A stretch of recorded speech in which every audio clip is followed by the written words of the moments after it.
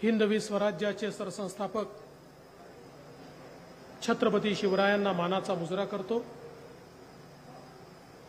ज्यांनी खऱ्या अर्थानं आपल्या सर्वांमध्ये क्रांती चेतवली, पेटवली, ते राष्ट्रसंत तुकडोजी महाराज यांना देखील नमन करतो। भारतीय राज्यघटनेचे शिल्पकार भारतरत्न डॉक्टर बाबासाहेब आंबेडकर यांना मानवंदना अर्पित करतो। आणि आज शहीद दिनाच्या निमित्ताने या क्रांतीभूमी चिमूरच्या सर्व शहीदांना या ठिकाणी नमन करतो। सर्व स्वातंत्र्य संग्राम सेनानींना या ठिकाणी अभिवादन करतो। आणि आज श्रद्धेय अटल बिहारी वाजपेयीजी यांचाही स्मृती दिवस आहे, त्यांना देखील या ठिकाणी मी अभिवादन करतो। आजच्या कार्यक्रमामध्ये मंचावर उपस्थित असलेले आपले माजी खासदार अशोकराव नेतेजी, ज्यांनी हा भव्य कार्यक्रम आयोजित केला, ते आपले लोकप्रिय आमदार बंटीभाऊ भांगडिया, अतुलजी देशकर, संजयजी धोटे, मितेशजी भांगडिया, लक्ष्मणजी गमे, राजू पाटील झाडे, संतोषजी रडके, मायाते ननावरे, इंदुबाई आंबोरकर, संजयजी देवतळे, श्री सुबोधदादा, जनार्दन दादा बोधे, मनोहरजी रायपूरकर, सुलोचनाताई मिसाळ, शांताताई काळे, त्याचप्रमाणे पार्वतीबाई वड्रे, तानाबाई कुंभारे, या ठिकाणी उपस्थित कमलाबाई कठाणे, सुमनताई पिंपळापुरे, दत्तात्रय पिंपळापुरे, दयारामजी वाळवे, मोरेश्वरजी ठिकरे, मनसाराम बोरकर, विनायकजी बोरकर, मंचावरील सर्व मान्यवर आणि या ठिकाणी उपस्थित सर्व माझ्या माता भगिनी आणि बंधूंनो, ही शहीदांची भूमी आहे। देशाच्या स्वातंत्र्याकरता छातीवर गोळ्या खात आणि प्रसंगी फासावर जात असताना देखील भारत माता की जय म्हणणारे जे लोक आहेत, त्यांची क्रांतीभूमी म्हणजे ही चिमूरची भूमी आहे। आणि म्हणून या क्रांतीभूमीला सर्वात पहिल्यांदा मी नमन करतो, या क्रांतीभूमीला मी नतमस्तक होतो। खरं म्हणजे देशाच्या इतिहासामध्ये चिमूरची आणि आष्टीची क्रांती ही खऱ्या अर्थानं एक मोठी क्रांती म्हणून त्याची नोंद झाली। कारण आपल्या सगळ्यांना कल्पना आहे, भारतीय स्वातंत्र्याच्या 5 वर्ष आधी याच चिमूरमध्ये स्वातंत्र्याचा झेंडा फडकला आणि चिमूरने स्वतःला स्वतंत्र घोषित केलं। आणि केवळ चिमूरने केलं असं नाही, तर त्या ठिकाणी नेताजी सुभाषचंद्र बोस यांनी देखील उल्लेख केला की चिमूरची भूमी ही स्वतंत्र झालेली आहे। आणि म्हणून भारतीय स्वातंत्र्याची सुरुवात ज्या ठिकाणून झाली अशा प्रकारची भूमी आहे। पण हे झाल्यानंतर इंग्रजांनी अनन्वित अत्याचार या ठिकाणी केले, अनेक आमचे लोक शहीद झाले, अनेकांना फाशी झाली, अनेकांना जेलमध्ये डांबून ठेवण्यात आलं।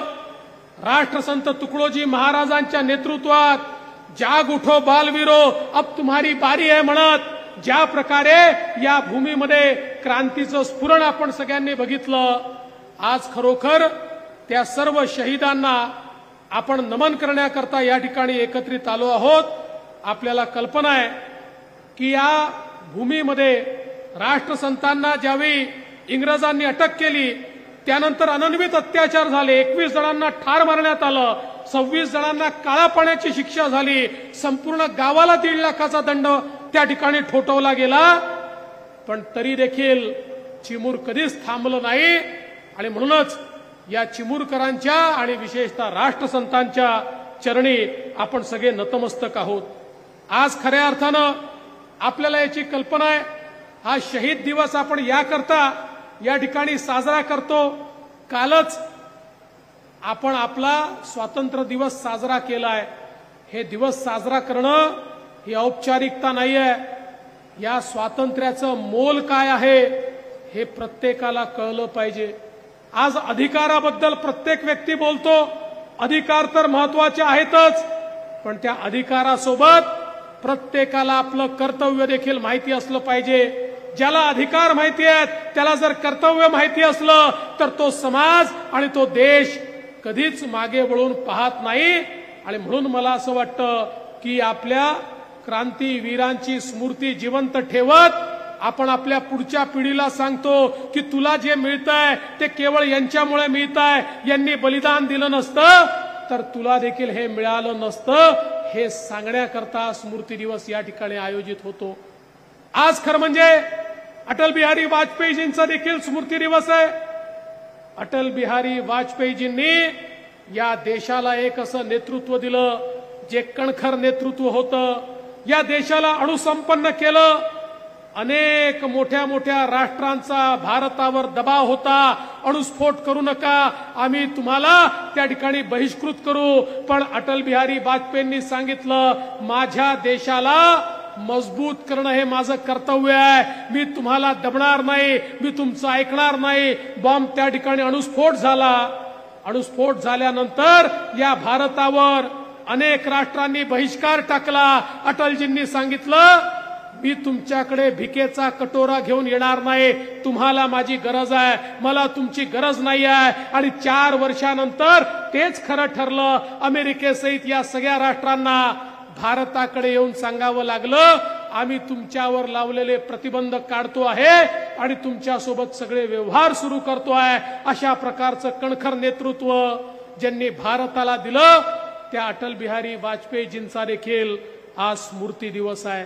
आणि या सगळ्या दिवसाचं औचित्य साधून आमचे बंटी भांगडियाजी यांनी केवळ शहीद स्मृती दिवस नाही तर शहीदांच्या स्मृतीला नमन करत असताना आमची जी जनता आहे, आमचे जे जनसामान्य आहेत, दीन दलित गोर गरीब आदिवासी शेतकरी शेतमजूर महिला अल्पसंख्याक ओबीसी सगळ्यांच्या जीवनामध्ये परिवर्तन घडलं पाहिजे, याकरता शेकडो कोटी रुपयाची कामं या ठिकाणी ओढून आणली आणि त्या कामांचं भूमिपूजन आणि लोकार्पण देखील आज करण्यात आलेलं आहे। मगाशी बंटी ज्यावेळेस यादी वाचत होता त्यावेळी माझ्या लक्षात आलं बंटीनी कशा कशावर माझ्या सह्या घेतल्या, मला तोपर्यंत माहितीच नव्हतं। बंटी एक एक फाईल घेऊन येतो, मी सह्या करत जातो, एक एक फाईल घेऊन येतो, मी सह्या करत जातो। आज त्याचा हिशोब पाहिल्यानंतर माझ्या लक्षात आलं या विदर्भामध्ये सर्वात जास्त विकास निधी नेणारा कोणी आमदार असेल तर तो आमचा बंटी भांगडिया आहे।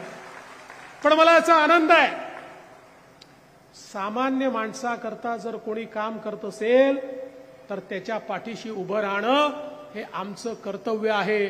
आज आपण बघा छोट्यात छोटं काम मोठ्यात मोठं काम, प्रत्येक समाजाचा विचार, रस्त्यांची कामं, सिंचनाची कामं, पीक विम्याची कामं, ही सगळी कामं या ठिकाणी केली। आज गावोगावी सभा मंडप होत आहेत, तलाठ्यांची कार्यालय होत आहेत, वेगवेगळ्या प्रकारची कार्यालय होत आहेत।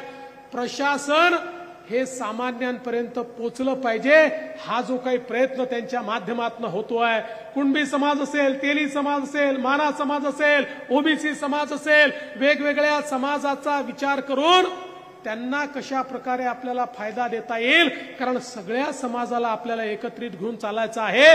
भारतीय जनता पार्टीमध्ये आपण सांगतो कि पथ का अंतिम लक्ष्य नहीं है सिंहासन चढ़ते जाना, सब समाज को लिए साथ में आगे है बढ़ते जाना। अशा प्रकारे सगळ्यांना सोबत घेऊन पुढे चालण्याचा जो प्रयत्न बंटी तुम्ही करताय म्हणून मी तुमचं अभिनंदन करतो। शेवटी विकास म्हणजे काय असतो, ज्यावेळेस शेवटच्या माणसाच्या जीवनामध्ये परिवर्तन होतं। अरे आपल्या देशाचे नेते माननीय नरेंद्र मोदीजी यांनी या ठिकाणी गेल्या 10 वर्षात काय चमत्कार करून दाखवला, 25 कोटी लोकांना गरिबीतनं बाहेर काढण्याचा चमत्कार हा माननीय नरेंद्र मोदीजींनी करून दाखवला। या देशात अनेक प्रधानमंत्री यायचे, प्रत्येक वेळी गरिबी हटावचं भाषण व्हायचं, पण कधी गरिबी हटली नाही. पण 25 कोटी लोकांना गरिबीतनं बाहेर काढण्याचं काम हे मोदीजींनी केलं आणि आपल्यालाही त्याच मार्गाने जायचं आहे. या देशामध्ये जोपर्यंत गरिबी आपण संपवणार नाही तोपर्यंत आपला देश विकसित होऊ शकत नाही. आणि म्हणून प्रत्येकाला संधी मिळाली पाहिजे, याकरता आपण सगळे काम करतो. आज मला आनंद आहे, शेतकऱ्यांकरता आपल्या सरकारने अनेक चांगले निर्णय घेतले. धानाच्या शेतकऱ्याला आपण 20,000 रुपये त्या ठिकाणी बोनस दिला. मागच्या काळामध्ये कापूस आणि सोयाबीनच्या शेतकऱ्याला त्या ठिकाणी भाव कमी मिळाला तर त्यालाही आपण 5,000 रुपयाचा बोनस देण्याचा निर्णय घेतला. मला सांगताना आनंद वाटतोय, पुढच्याच आठवड्यात 21 तारखेपासून शेतकऱ्यांच्या खात्यामध्ये पैसे जमा करणं आम्ही सुरू करणार आहोत. कापूस आणि सोयाबीनचे पैसे हे शेतकऱ्यांच्या खात्यामध्ये त्या ठिकाणी जाणार आहेत. मला अनेक शेतकऱ्यांनी सांगितलं की आम्हाला एक अडचण वाटते, जी तुम्ही ई पीक पाहणी केली ते ई पीक पाहणीमध्ये आमचं नाव आलं नाही, आम्हाला हे पैसे मिळतील की नाही.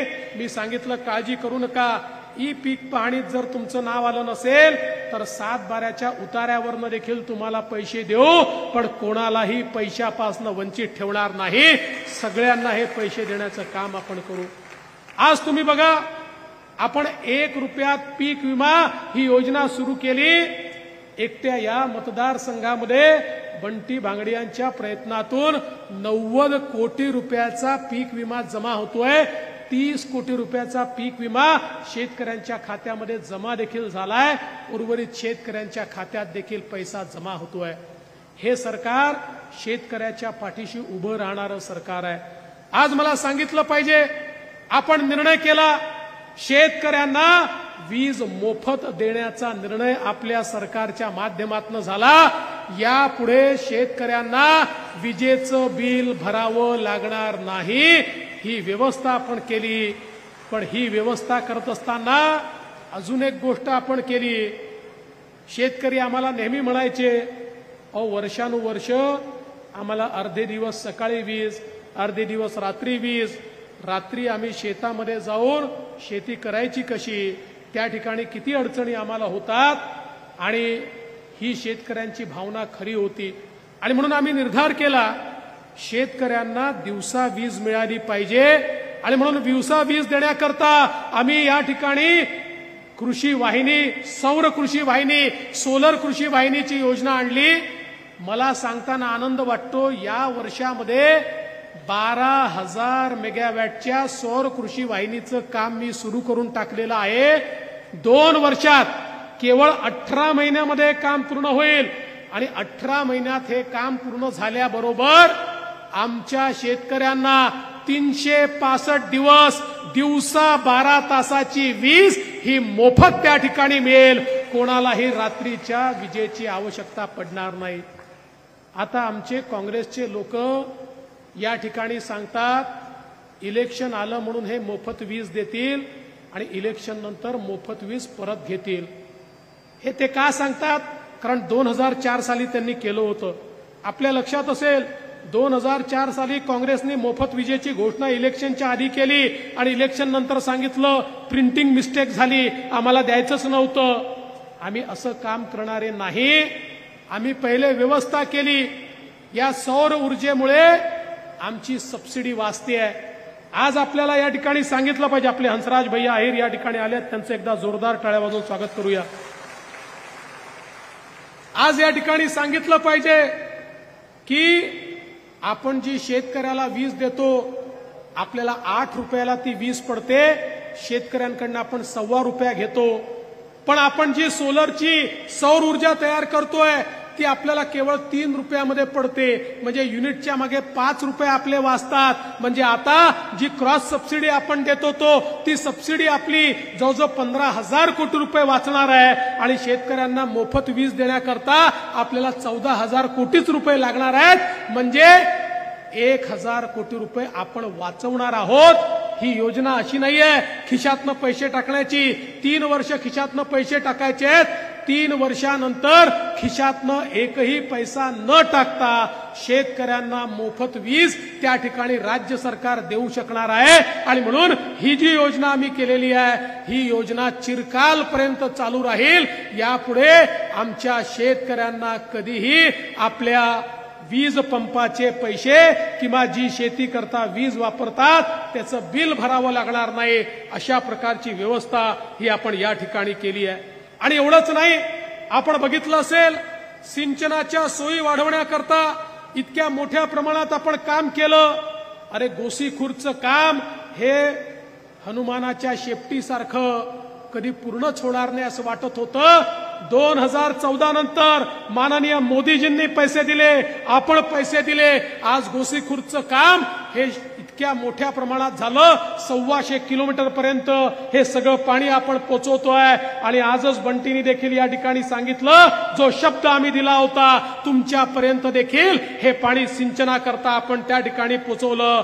अड्याळ उपसा सिंचन नागभीड आणि ब्रह्मपुरी तालुक्यातील 27 गावांना या ठिकाणी सिंचन उपलब्ध करून देणारी योजना असेल, सोनाळा टप्पा 2 असेल, शिवनाला उपसा सिंचन असेल, वेगवेगळ्या प्रकारच्या ज्या योजना आहेत या योजनांच्या माध्यमातून या ठिकाणी पाणी देखील आपण पोहोचवतो।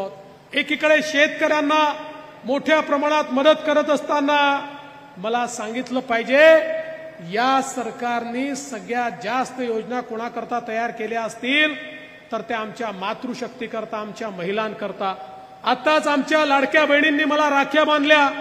खरं म्हणजे आमच्या बहिणींकरता, आमच्या महिलांकरता आपल्या सरकारने पहिल्यांदा निर्णय घेतला, एसटी मध्ये 50% तिकिटात महिलांना प्रवास करता येईल। मला आनंद वाटतो महिलांनी इतक्या जोरात प्रवास करणं सुरू केलं, आमची तोट्यात असलेली एसटी फायद्यामध्ये आली। 50% तिकीट करून देखील फायद्यामध्ये आली। आता तर महिला आपल्या घरच्यांना सांगतात, तुम्ही तालुक्याला किंवा जिल्ह्याला गेलात दुप्पट पैसे खर्च होतात आणि तुम्ही गेल्यानंतर एखादं व्यसन करता, त्यामुळे त्यातही पैसा वाया घालवता। मी जर जाऊन आली तर अर्ध्या पैशात काम होते, त्यामुळे तुम्ही घरी बसा, मी जाऊन येते। आमची माय माऊली आज बाहेर पडलेली आहे, हे आपल्याला पाहायला मिळत आहे। आज मला सांगितलं पाहिजे, आपल्या घरी मुलगी जन्माला आली तर आपण लेक लाडकी योजना सुरू केली आणि त्या मुलीला 18व्या वर्षी 1 लाख रुपये मिळतील अशा प्रकारची व्यवस्था आपण उभी केली। आणि सगळ्यात महत्वाचं, आज आपण आपल्या मुलींकरता संपूर्ण उच्च शिक्षण मोफत केलं। आता पहिल्या वर्गापासनं तर ग्रॅज्युएशन पर्यंत इंजिनियर, डॉक्टर, BBA, MBA कुठलाही कोर्स आमच्या मुलींनी प्रायव्हेट कॉलेजमध्ये घेतला तरीही 1 रुपयाची फी मुलींना भरावी लागणार नाही। मुलींचे फीचे सगळे पैसे राज्य सरकार भरत आहे। याचं कारण माहिती आहे, ज्या देशामध्ये मुली मानव संसाधनामध्ये सम्मिलित होतात तेच देश प्रगती करतात। मोदीजी नेहमी सांगतात 50% लोकसंख्येचा भाग महिला आहेत, या महिलांना मानव संसाधनात परिवर्तित करा, देश अर्ध्या काळामध्ये विकसित होईल। आणि म्हणून आमच्या मुलींकरता मोफत शिक्षणाची व्यवस्था आपण केली। आणि एवढंच नाही तर आज आपण लाडकी बहीण योजना सुरू केली। मुख्यमंत्री लाडकी बहीण योजनेच्या अंतर्गत आपण 21 वर्षापासून तर 65 वर्षापर्यंतच्या आमच्या ज्या महिला आहेत यांना महिन्याला 1500 रुपये त्यांच्या खात्यामध्ये देण्याचा निर्णय केला। मला सांगताना आनंद वाटतो, आपण परवापासून पैसे टाकणं सुरू केलं आहे। 17 तारखेला 1 कोटीपेक्षा जास्त महिलांच्या खात्यामध्ये 2 महिन्याचे पैसे हे त्या ठिकाणी जमा झालेले असतील। त्यानंतर ज्यांचे फॉर्म आलेले आहेत सप्टेंबरमध्ये त्यांच्या म्हणजे 31 ऑगस्ट पर्यंत ज्यांचे फॉर्म येतील, सप्टेंबरमध्ये त्यांच्या खात्यामध्ये जुलै, ऑगस्ट आणि सप्टेंबर 3ही महिन्याचे पैसे आम्ही जमा करणार आहोत। एकाही बहिणीला आम्ही वंचित ठेवणार नाही। आज 2 कोटीपेक्षा जास्त महिलांच्या खात्यामध्ये दर महिन्याला 1500 रुपये आपण टाकणार आहोत। आता काही सावत्र भाऊ देखील तयार झाले आहेत। ते सावत्र भाऊ अलीकडच्या काळामध्ये महिलांना खोटं सांगतात। पहिल्यांदा तर यांनी प्रयत्न केला, हे कोर्टामध्ये गेले, हे काँग्रेसचे लोक कोर्टामध्ये गेले आणि कोर्टाला सांगितलं ही योजना बंद करा, दुसरे कामं केले पाहिजे, त्या कामांकरता पैसा पुरणार नाही, लाडकी बहीण योजना बंद करा. पण कोर्टाने त्यांना फटकारलं आणि सांगितलं आम्ही बंद करणार नाही. काँग्रेसवाल्यांची याचिका कोर्टाने फेटाळली, त्यांचे प्रयत्न या ठिकाणी तोकडे पडले. मग सांगितलं, म्हणाले 3च महिन्याकरता पैसे आहेत. आम्ही त्या ठिकाणी बजेटच त्यांना दाखवलं. दरवर्षी बजेटमध्ये मार्च पर्यंतची तरतूद करतो, मार्चमध्ये पुढच्या मार्चची तरतूद करतो. आम्ही त्यांना दाखवलं, आम्ही 31 मार्च 2025 पर्यंतची सगळी तरतूद त्यात ठेवली आहे आणि आमच्या लाडक्या बहिणी पुन्हा आम्हालाच निवडून देणार आहेत. पुन्हा पुढच्या वर्षीचं बजेट तयार करू, त्यात पुन्हा 1 वर्षाकरता एवढेच पैसे या ठिकाणी ठेवू. पण तुम्ही एक गोष्ट लक्षात ठेवा, हे ज्या प्रकारे या योजनेचा विरोध करतायत आमच्या लाडक्या बहिणींनो, चुकून दुर्दैवाने हे जर सत्तेवर आले, जसं मागच्या वेळेस उद्धव ठाकरेजींच्या नेतृत्वात काँग्रेस, राष्ट्रवादी काँग्रेस आणि उद्धवजी सरकारमध्ये आले, महाविकास आघाडीचं सरकार आलं. महाविकास आघाडीने पहिलं काम काय केलं, मी ज्यावेळेस मुख्यमंत्री होतो त्यावेळेस सुरू केलेल्या सगळ्या योजना त्यांनी बंद केल्या. एकही योजना नाही, जलयुक्त शिवारपासनं तर शेतकऱ्यांपर्यंत जेवढ्या योजना तयार केल्या होत्या सगळ्या योजना त्यांनी बंद केल्या. त्यामुळे हे सावत्र भाऊ जर चुकून आले तर लाडकी बहीण योजना देखील हे बंद करतील. पण त्यांना ती लाडकी बहीण योजना बंद करण्याची संधी आमच्या लाडक्या बहिणी देणार नाहीत. पुन्हा एकदा त्यांचा आशीर्वाद आम्हाला मिळेल आणि आमच्या लाडक्या बहिणींना अशा प्रकारे हे जी योजना आहे त्या योजनेचा पैसा सातत्याने त्या ठिकाणी निश्चितपणे मिळत राहील. आज या निमित्ताने मला एवढंच सांगायचं आहे, प्रत्येक घटकाच्या पाठीशी आपण उभे आहोत. आज आमच्या तरुणाईकरता आपण अप्रेंटिसची योजना आणली आणि या सगळ्या लाडक्या भावांकरता, तरुणांकरता, तरुणींकरता आपण सांगितलं की त्यांना देखील ट्रेनिंग देण्याकरता कोणीही नोकरी दिली तर 10,000 रुपयापर्यंतचा त्यांचा पगार हा राज्य सरकार त्या ठिकाणी देईल. 1 वर्ष राज्य सरकार तो पगार देईल. 1 वर्षानंतर ते ट्रेन झाले की त्यांना त्याच ठिकाणी नोकरी मिळेल किंवा अन्यत्र कुठे नोकरी मिळेल. आज हजारो आमचे तरुण हे नोकरीला लागतायत. 10 लाख तरुणांना अप्रेंटिसच्या माध्यमातून नोकरी देण्याचा निर्णय आपल्या सरकारने या ठिकाणी केला आहे. त्यामुळे प्रत्येकाच्या हाताला काम मिळालं पाहिजे, हा आपला प्रयत्न आहे. समाजातल्या सगळ्या घटकांना आपण त्या ठिकाणी मदत करतो. आज आमच्या आदिवासी समाजाकरता आपण बिरसा मुंडा रस्ते योजना आणली, गावागावापर्यंत आपण रस्ता घेऊन चाललो. आमच्या अनुसूचित जाती करता आपण त्या ठिकाणी वेगवेगळ्या योजनांच्या माध्यमातून मोठ्या प्रमाणात त्यांना देखील सोयी मिळायला पाहिजेत अशा प्रकारच्या योजना आणल्या. समाजातल्या सगळ्या घटकांना सोबत घेऊन आपण पुढे चाललो. पण एक गोष्ट लक्षात ठेवा, आम्ही जेव्हा विकास करतो, आम्ही जेव्हा समाजाला मदत करतो त्यावेळी हे काँग्रेसचे लोक, महाविकास आघाडीचे लोक हे आमच्याशी विकासाची कॉम्पिटिशन करू शकत नाही म्हणून हे रोज खोटं बोलतात. सकाळपासून रात्रीपर्यंत खोटं बोलतात. खोटं बोलून बोलून तुमची दिशाभूल करतात. लोकसभेच्या वेळी यांनी असंच खोटं बोलून सांगितलं आरक्षण जाणार, संविधान बदलणार. अरे सुप्रीम कोर्टाने सांगितलं संविधान बदलण्याचा अधिकार कोणालाच नाही, संविधान बदलण्याचा अधिकार संसदेलाही नाही. माननीय मोदीजींनी देखील सांगितलं, पण यांनी खोटं बोलून बोलून त्या ठिकाणी तुमची दिशाभूल केली. आता देखील हे लोक हेच करणार आहे. आता देखील काहीतरी नवीन शोधून काढतील आणि विकासावर हे कॉम्पिटिशन करत नाही, विकासावर स्पर्धा करत नाही. हे स्पर्धा करण्याच्या ऐवजी लोकांच्या डोक्यामध्ये खोट्या गोष्टी भरवण्याचा प्रयत्न करतात. आणि म्हणून तुम्हाला माझी विनंती आहे, या खोटारड्या लोकांना विचारा. पहिल्यांदा हे सांगा, इतकी 60-65 वर्ष तुम्ही राज्य केलं, जेवढ्या योजना मोदीजींचं सरकार, जेवढ्या योजना महायुतीचं सरकार या ठिकाणी घेऊन आलं त्या योजना तुम्ही का आणू शकला नाहीत? 60-65 वर्षात आमचा विचार तुम्ही का केला नाहीत?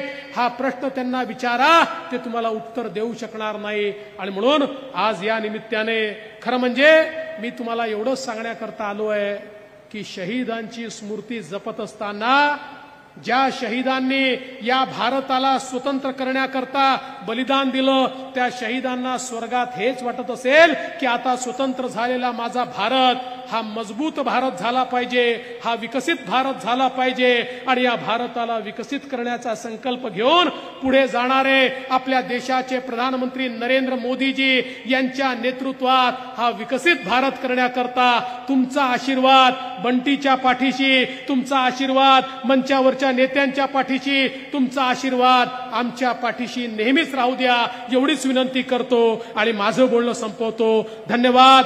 जय हिंद. भारत माता की जय.